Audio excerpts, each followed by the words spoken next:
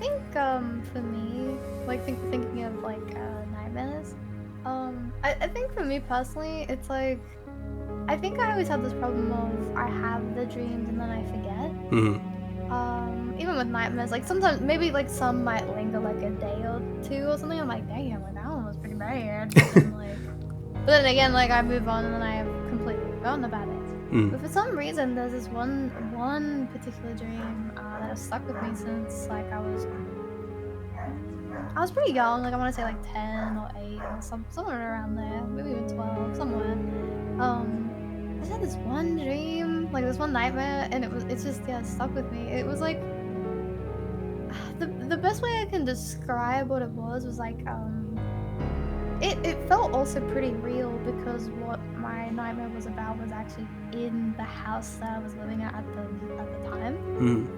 I don't want to say because I know I'll say this and you might think like the bright colored kind of thing, but it was definitely like on a creep factor, not like so mascotty, like actually kind of real. It was like almost like a Chinese dragon, but the thing about it was massive, like as massive as like the eye was as big as our window. Oh. Oh! And I had yeah, so my dream was I woke up at night, in the middle of the night, and we had this like just giant dragon just like searching around the house through the windows. Mhm. And so I in my dream was like quickly like um doing everything in my power to be like, oh my god, my family and stuff and like protect them. So like what I would do was I would because obviously the dragon quote unquote was looking through the windows and stuff. I was like, oh, let me like cover them with blankets so they can't see like their heads because their heads would obviously peek out through the blankets and maybe he might see them and then like something bad happens or something. So I think in my dream I was like, oh, that makes sense to like cover them, hide them under the blanket. And that was like I did that with my siblings.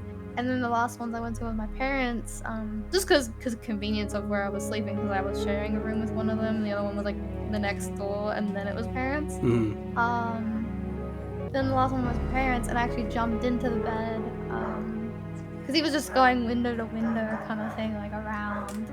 And yeah, I went to my parents' one, and then I just flung the blanket over us, and then I think at the time it felt like such a long dream because it was so suspenseful. Because you're like, oh my god, like we might die, kind of thing. But like telling the story, it's such a short one, and then like to this day, I've never forgotten about it, and I'll never understand what it meant.